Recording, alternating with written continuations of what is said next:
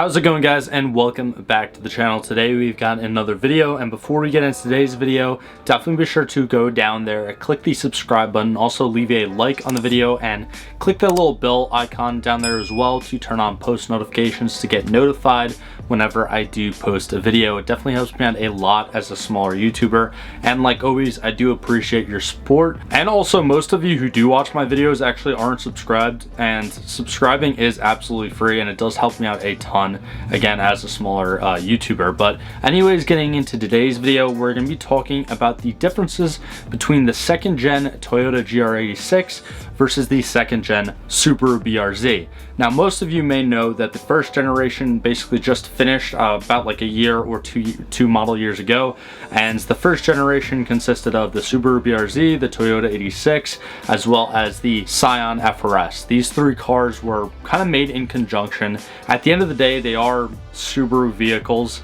They use a Subaru engine, Subaru transmission, Subaru chassis, and if you have, or if you're the owner of a Scion FRS or a Toyota 86, you know that underneath the hood you'll see the Subaru logo everywhere. It's a Subaru flat 4 engine, and there's just so many different parts that come specifically from Subaru. Now, initially, I think back in like 2014 or 2013 when they first started making these cars, the idea between Scion, Toyota, and Subaru, each making pretty much the same car, was to lower the costs. But now, as we move into the new generation with this new model year coming out, the Scion FRS is no longer, and now it is just the Toyota GR86 and the Subaru BRZ. However, in the second generation, the differences between the BRZ and the 86 are actually a little bit more than meets the eye. Now, I do have just some of the differences kind of like listed out here, so if I'm looking down at my piece of paper, I do apologize for that.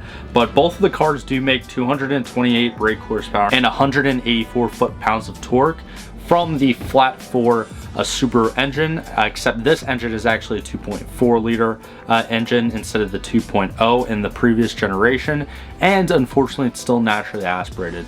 I do wish that they would eventually come out with a turbocharged variant of this car in the future and maybe the next generation, because I do think that the flat 4 engine in the engine bay that this chassis provides, there's plenty of room for a turbo kit. I mean, it was proven by Mighty Car Mods. If you're watching this channel, you most likely know Mighty Car Mods, the two guys in Australia. They put a pretty much bolt-in turbo kit in their, I think, BRZ that they have, and it worked amazing, and I think it made like 350-ish horsepower, and it just really added to the vehicle. But I'm definitely not going to complain a lot, because nowadays in 2022 there's so few manufacturers out there that just simply don't make an affordable entry-level rear-wheel drive sports car that actually comes in and is offered in manual as well. So I still think that it's great that Subaru and Toyota are still making these cars, but I definitely do still think that a lot could be improved on, especially when it comes to the power that they make. They don't really make that much power still. Now, something that we see right from this first picture here, the front fascia is completely different. So for the headlights as well as the front and rear bumper, Subaru and Toyota do actually use different parts. You can see that the Subaru grille is kind of making like this little fish happy face kind of thing, whereas the Toyota grille is much more wider, much more airflow going in there, which probably does help out with cooling at least a little bit more than the Subarus. And also, I really like the side vents actually offered on the GR86 compared to the BRZ.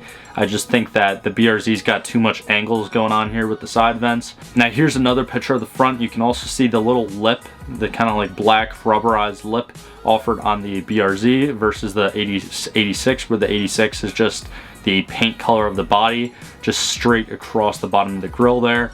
And now moving on to the back, you can actually see another difference between these just from the outside, and that is that the 86 actually does offer the duckbill spoiler, and also the premium version of the Toyota 86 offers a little bit more of an aggressive duckbill spoiler, which some people love, some people may hate. I personally think that this car does look good with the duckbill on it. You know, some cars just don't work with the duckbill, but I definitely think this is one of them, and I think that it is a good thing that Toyota actually did add this to the rear of the car. Now, if you're like me, you might be wondering also why there's a difference in the price. Now, although there's not really that much of a difference in the price. The Subaru BRZ, the 2022 Subaru BRZ comes in at a starting price of $27,995 US, which is basically just $5 off of $28,000. Let's put it that way. Whereas the 86 is actually $27,900 US. So there's literally only $100 difference there, which is actually, the gap is a little bit smaller than it was for the previous generation, but the Subaru is still more expensive. Now, I said this at the beginning of the video and I'm gonna say it again. At the end of the day, the heart of this car, it's still a Subaru.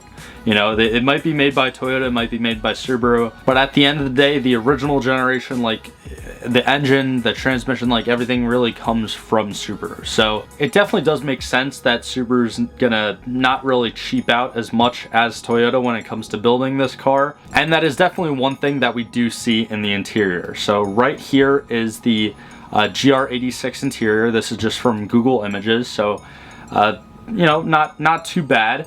But then we go into the Subaru BRZ interior, which again, the format overall is exactly the same. The gauges right here are exactly the same, but if you look at the kind of seats from this 360 view, as well as the door cards here, you have a little bit more leather available. You have a little bit more suede material. The seats are still cloth. I believe you can get the leather seats in the premium version of the car. But going on to the GR86, this is kind of like the standard seats that come with the car. They're a little bit cheaper looking cloth. That really makes that much of a difference for you. Me personally, I don't really tend to care about that stuff more.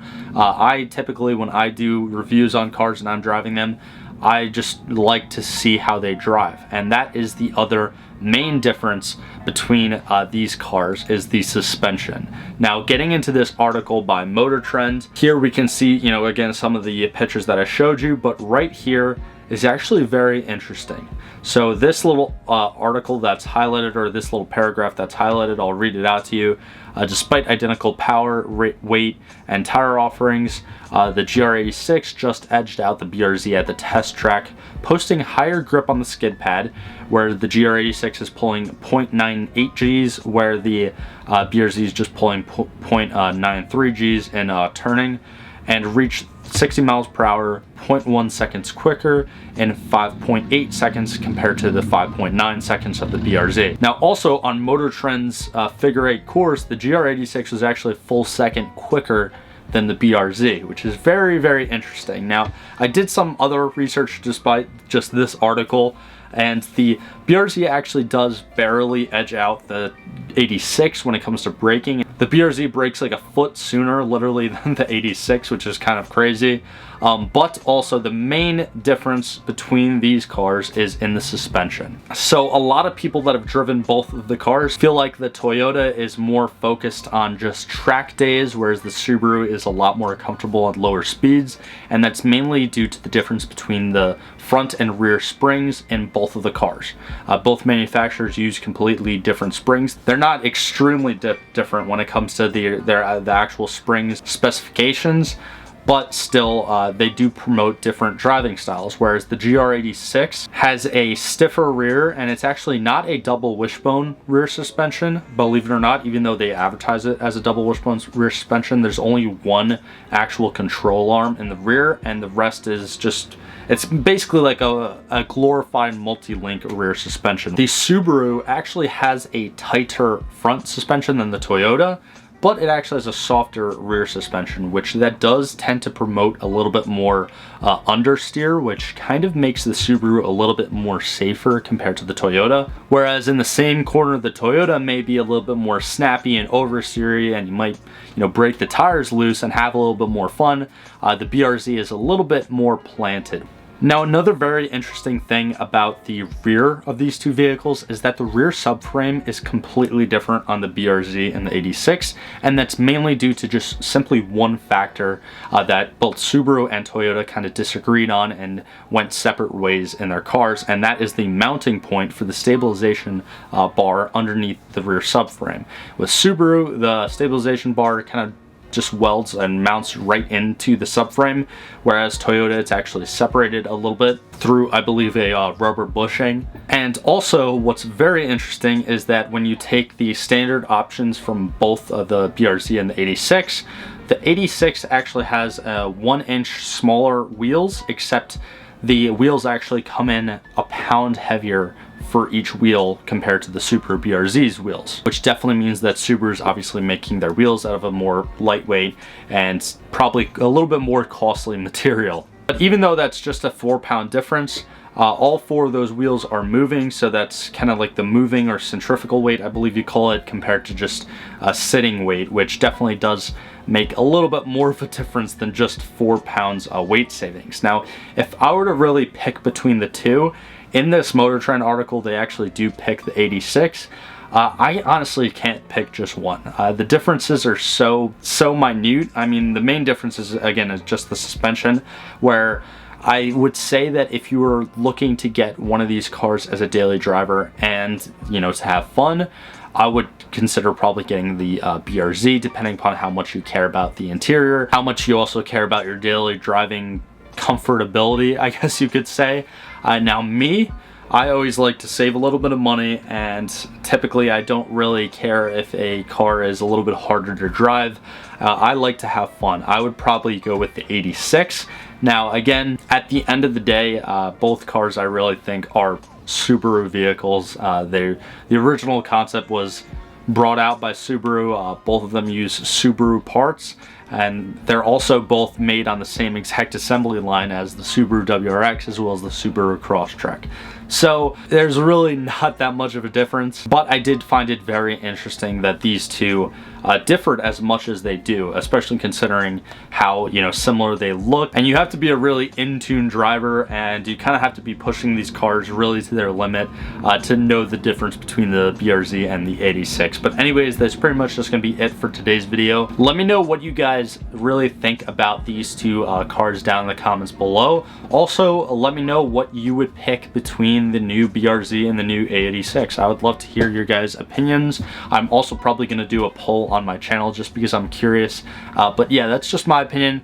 I'd probably go with the 86, but they're both awesome cars, and I really do love the fact that Subaru and Toyota are both making entry-level, affordable, rear-wheel drive manual sports cars in today's market. But again, that's pretty much just gonna be it. But before we end today's video, definitely be sure to, again, go down there, click the subscribe button, comment what you guys think, leave a like. I really do appreciate any support, and I do try to reply to pretty much all of the comments. But like always, thank you guys so much. Hope you have a great day, and I'll see you in the next one.